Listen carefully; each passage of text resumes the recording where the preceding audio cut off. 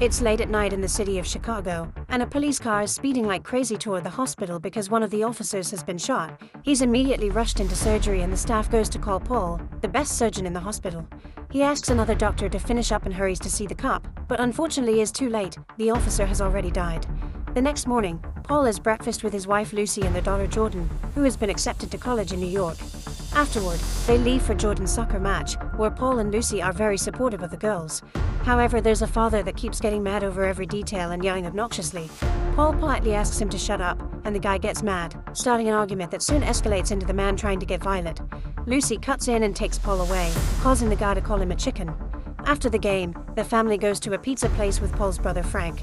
Paul agrees to lend Frank $2,000 and Frank teases him for his salary, which is overheard by the valet Miguel.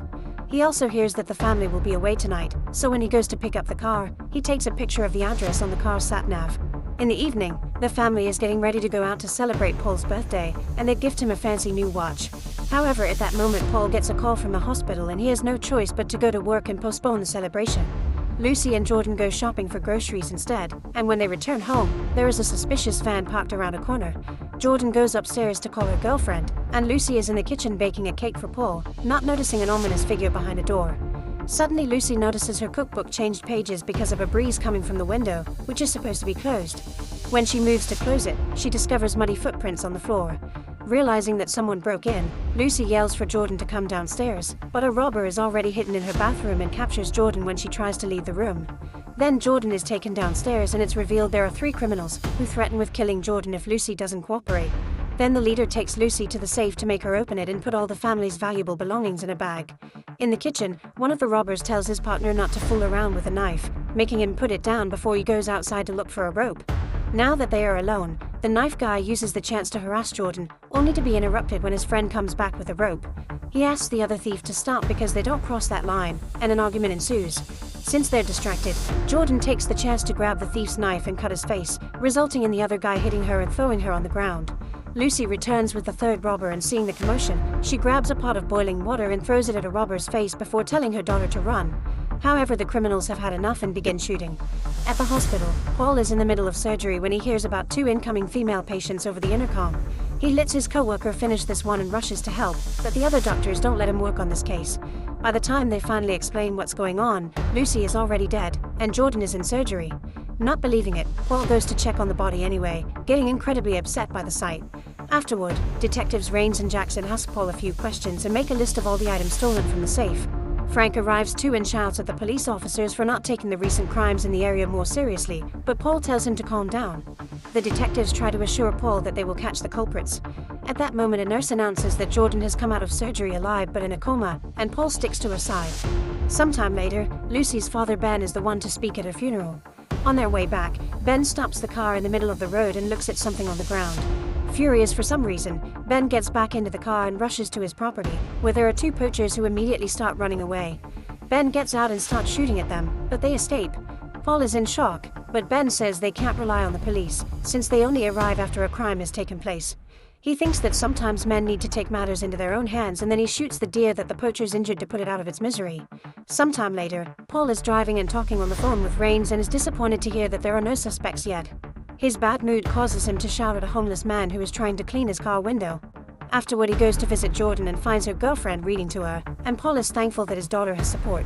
As days go on, Paul starts going to therapy. He talks about how he is unable to sleep in the bed, so he sleeps on the couch. He also recalls his unhappy childhood riding trains by himself to avoid his father. So he started to do the same now just to think. Every suspicious guy on the streets reminds him of the man that took his wife, and he regrets that he has failed to protect his family. The therapist assures him that healing is a process and it will take time. His days pass with him reading to Jordan, riding trains, and trying to hang out with Frank, but mostly being depressed on the couch. Eventually he becomes more understanding and gives some money to the hobo to clean his car windows.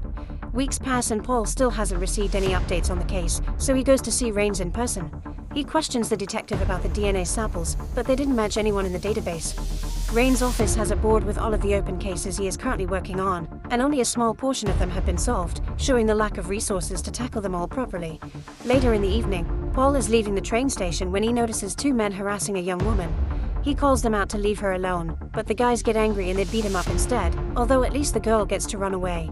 When he gets home, Paul watches TV and discovers an ad for a local firearms retailer that leaves quite an impression on him. The next day, he goes to that retailer and the shop assistant shows him all the different weapons they have.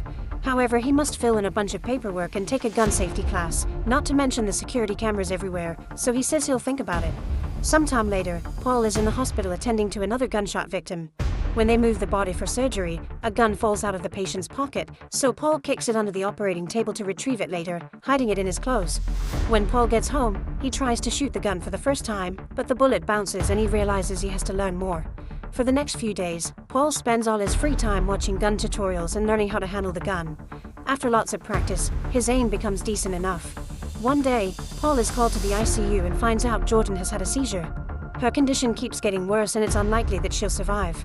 Noticing how her body has been strapped to the bed for safety, Paul becomes enraged because his daughter is in handcuffs but not the criminals that did this. His sanity finally snapping, Paul waits for nighttime to take the gun and starts walking through a rough area of Chicago while hiding his face with a hoodie. When he sees two men trying to steal a woman's car, he calls them out, but they jump in the car and shoot at him. As Paul rolls over to dodge the bullets, the criminals drive off, but Paul quickly recovers and shoots the driver, making them crash. A piece of glass falls off and hurts Paul's hand in the process. The other guy gets out of the car and starts blindly shooting too, so Paul hides behind a car and waits for the right moment to shoot him on the head, unaware that a woman at a window has filmed the whole thing. After adding a second shot just in case and telling the victim to run away, Paul admires the driver's last breath and leaves the scene, throwing his hoodie in the garbage before taking the train. When he gets home, he uses his medical knowledge to take care of his own wound and goes to sleep. He keeps having dreams about what he did, but the medicine the therapist gave him helps him sleep. Moments later, Rains and Jackson come to take statements. The woman that almost got robbed is incredibly grateful, but the one that recorded everything thinks he was cold and brutal. Unfortunately, Paul's face is not visible in the video, but the woman has already posted it on the internet anyway. The detectives watch it too and notice that the shooter has wounded his hand.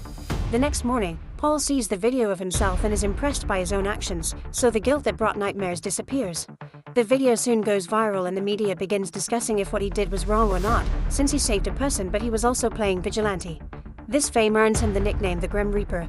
At the hospital, Paul wears band-aids on his hand to make it look smaller, and whenever cops walk by, he hides his hand in his pocket. In the afternoon, he helps a young boy, who was the victim of a shooting by a local criminal. By being gentle and understanding, he gets the boy to admit he was shot by a dealer known as the Ice Cream Man. He also gets his address from his chart. After work, Paul steals a hoodie from the hospital laundry and goes to the boy's shady neighborhood, where he finds the Ice Cream Man chilling on the street. Paul wastes no time and shoots the guy before running away, and the locals take the chance to steal everything from his little cart. Moments later, the detectives arrive at the scene and again they hear stories about a man in a hoodie. Rains notices some kids reenacting the shooting and notices the boy is using his left hand. By comparing it to the viral video, he figures that it was probably the same the Grim Reaper from last time. The next, the media is going crazy over the Grim Reaper attacking again, and Paul watches the news with pride. At the police station, the superior yells at the detectives for allowing some vigilante to go around shooting criminals, worried that others may start copying him. However, their only clues are that the shooter is left-handed and that he doesn't handle weapons well. Meanwhile, Paul goes for another therapy session, and the therapist tells him he looks a lot better, so he should keep doing whatever he's doing. Some days later, Paul is operating on another gunshot and he's shocked to discover it's Miguel. He also notices his watch on his wrist. Paul's attempts at saving him aren't very enthusiastic, and Miguel ends up dying on the operating table. Then Paul uses the chance to go to the ambulance and steal Miguel's phone. Then he unlocks it with Miguel's cold finger. After also taking his watch, Paul hides in his office and begins to look through Miguel's pictures, feeling disgusted when he sees a photo of the inside of his car. He digs a little more and finds a picture of a liquor store, which is actually a front for selling stolen goods. Paul considers calling the detectives, but in the end he decides to do the investigation himself. When Frank comes to see him, Paul cancels his plans and tries to get his brother's attention away from the wound on his hand. In the evening, Paul picks up another hoodie from the hospital's laundry and goes to the liquor store, where he makes up a story about being a friend of Miguel's. However, the owner notices the hospital label on the hoodie and sneakily sends a text to another criminal called Fish, telling him to come over. Then the man reaches for a revolver, but Paul sees this in the mirror and immediately nails his hand with a bar dart before demanding to see all the stolen things he resells. Held at gunpoint, the owner takes him to a safe in the back, where Paul finds all the valuables stolen from his house. At that moment, Fish arrives and tries to shoot Paul, but he sees him on the security cameras and dodges, so the bullet kills the owner instead. Fish opens fire like crazy, and Paul has to hide to reload his gun. When Fish accidentally slips on the blood, Paul takes the chance to grab a guitar and hit Fish with it before pushing some furniture on the floor. Fish dodges just in time and runs back to the bar, but Paul uses the cameras to shoot Fish in the leg to make him fall. Then he steps on Fish's leg to ask him who killed Lucy, and Fish reveals it was a mechanic named Joe, saying that his address is on his phone. As Paul picks the phone up, Fish kicks him to the ground, hitting his shelf in the process. Then Fish stands up and aims his gun, but a bowling ball falls from the shelf on his head and he's knocked down, giving Paul the chance to shoot him with his own gun. Paul then quickly grabs the security hard drives and leaves, but his ring falls on the ground on his way out. When he gets home, he watches a video to learn how to destroy the drives with a drill. The next day, the media goes even crazier over the Grim Reaper, and anyone that saw him becomes viral. At the hospital, Paul steals some syringes and medicine, and he's suddenly visited by Rains and Jackson. They show him a picture of Fish and also the ring, which Paul confirms is his. The detectives think the ring had also been stolen, so they only came to give Paul the goods news, since this means they can finally advance the case. After they're gone, Paul destroys Fish's phone. Later, Paul goes to visit Joe.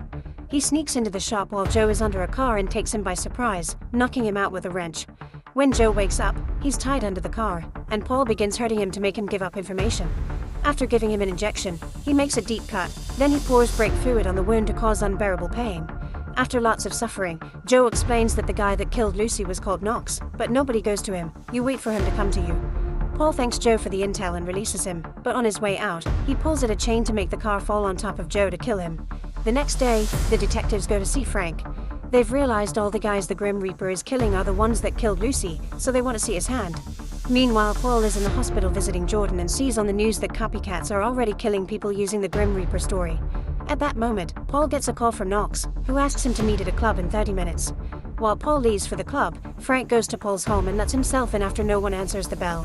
When he enters the basement, he sees all the ammunition and the signs of Paul's depressed life, finally realizing he is the Grim Reaper. Paul goes to the very crowded club and messages Knox saying he's there.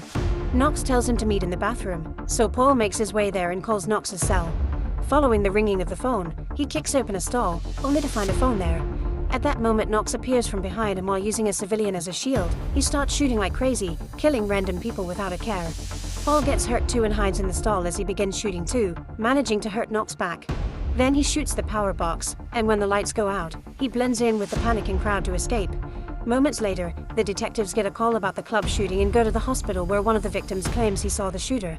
This victim turns out to be Knox, who offers many details and causes the detectives to go to Paul's office next, but he isn't there.